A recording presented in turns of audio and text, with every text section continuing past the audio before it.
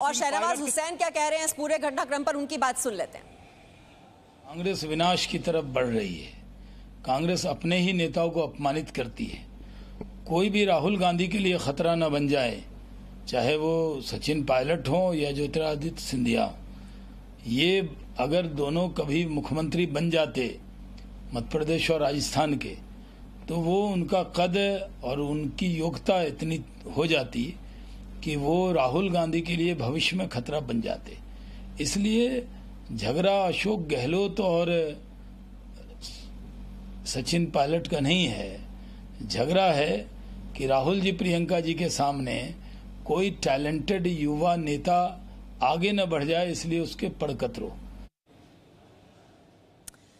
तो सचिन पायलट बर्खास्त कर दिए गए हैं मंत्री मंडल से। उप मुख्यमंत्री का पद उनके पास था, वहां से वो बर्खास्त कर दिए गए। जो प्रदेश अध्यक्ष पद की जिम्मेदारी उनको दी गई थी, अब वहां से भी उनको बाहर भेज दिया गया है। उनके साथ 2 मंत्री हैं जिनकी छुट्टी कर दी गई है। तो वर्षों तक पार्टी के प्रति समर्पण और सेवा से काम करते रहे हैं सचिन पायलट। आत्मसम्मान की रक्षा के लिए एक फैसले ले रहे हैं।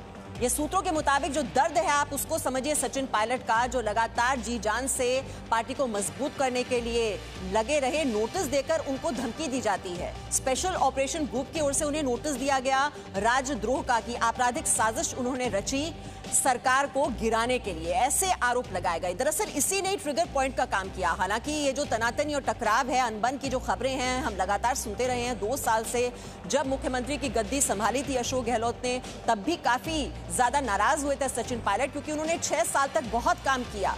क्योंकि 21 सीटें सिर्फ हासिल की थी 2013 में, जब अशोक गहलोत के पास जिम्मा था पार्टी का। और उसके बाद किस तरह से वो पार्टी को उत्थान पर ले जाते हैं, शीर्ष पर ले जाते हैं, और उसके बदले उनको इनाम ये दिया जाता है। पहले तो मुख्यमंत्री की गद्दी दी जाती है, लेकिन उसके बाद उनका कोई पार्टी में कोई से नहीं था। गवर्नमेंट में जो भी अहम फैसले लिए जाते थे वो अशोक गहलोत लेते थे, ये उनकी नाराजगी थी। और मुख्यमंत्री अशोक गहलोत, आपको बता दें, अब राज्यपाल से उन्होंने मुलाकात की है और मंत्रिमंडल में बदलाव पर फैसले के बाद राज्यपाल से मिले हैं सीएम अशोक गहलोत।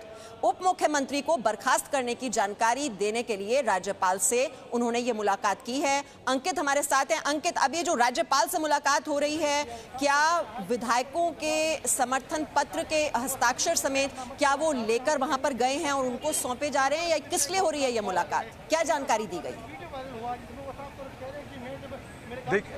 देखिए, जब भी मंत्रिमंडल से किसी को हटाया जाता है, नियुक्ति होती है, तो राजभवन में इसकी जानकारी देनी मुख्यमंत्री के स्तर पर आवश्यक होती है। तो जाहिर है, पहली चीज तो ये कि सचिन पायलट को उप मुख्यमंत्री पद से, विश्वेंद्र सिंह को पर्यटन मंत्री के पद से और रमेश मीणा को खाद्य मंत्री के पद से हटाया गया है। तो ऐसे में सूचना राजभवन पहुंचाई गई है, मुख्यमंत्री अशोक गहलोत खुद गए हैं। दूसरी तरफ जो समर्थन फेयरमाउंट होटल में विधायकों ने दर्शाया है, वो समर्थन पत्र भी राजभवन में राज्यपाल कलराज मिश्र को सौंपा जा रहा है। तो जाहिर है, दोनों अहम कदम मुख्यमंत्री उठा रहे हैं और उन्होंने राजभवन में जाके कलराज मिश्र से मुलाकात करके अपना रुख सामने रखा है कि राजस्थान में अशोक गहलोत के नेतृत्व में सत्ता अभी भी मजबूत स्थिति में है। जो संख्या बल चाहिए